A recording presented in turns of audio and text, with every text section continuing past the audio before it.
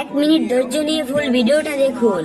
জিব্রাইল আলাইহিস সালামকে আল্লাহ তাআলা তৈরি করলেন। জিব্রাইল আলাইহিস সালাম আল্লাহ তাআলাকে জিজ্ঞেস করলেন, আল্লাহ আপনি কিতে খুশি হন? আল্লাহ তাআলা জানিয়ে দিলেন, আমি সবচেয়ে বেশি খুশি হই আমার বান্দা যখন আমাকে সিজদা করে। অতঃপর জিব্রাইল আলাইহিস সালাম আল্লাহ তাআলাকে সিজদা করলেন 30,000 বছর ধরে। জিব্রাইল আলাইহিস সালাম মনে মনে খেয়াল করলেন, আমার থেকে এত বড় দামি, এত বড় লম্বা সিজদা দুনিয়ার আর কেউ করতে পারবে না। আল্লাহ তাআলা নিশ্চয়ই আমার প্রতি খুশি হবেন। জিব্রাইল আলাইহিস সালাম আল্লাহ তাআলার দিকে মুতাওয়াজ্জিহ হয়ে রইলেন, কিন্তু আল্লাহ তাআলার পক্ষ থেকে কোনো খুশির বাণী জানানো হলো না। আল্লাহ তাআলা জানিয়ে দিলেন, জিব্রাইল তোমার জবাব আমি দিব, তার আগে তুমি একটু আরশে আজিমের দিকে তাকাও। জিব্রাইল আলাইহিস সালাম তাকিয়ে দেখলেন, আল্লাহ রাব্বুল আলামিন আরশে আল্লাহর কুদরতের নূর দ্বারা লেখা রয়েছে, লা ইলাহা ইল্লাল্লাহ মুহাম্মাদুর রাসূলুল্লাহ সাল্লাল্লাহু আলাইহি সাল্লাম।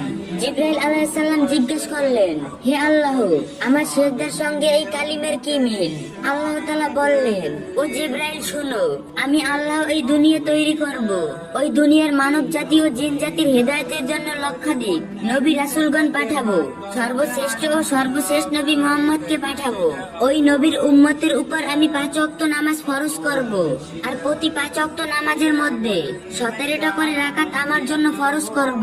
প্রত্যেকটা রাকাতের মধ্যে 2টি করে সিজদা হবে। আর প্রত্যেকটা সিজদার মধ্যে ওই নবীর উম্মত 3 বার করে সুবহান রাব্বিয়াল আলা পাঠ করবে।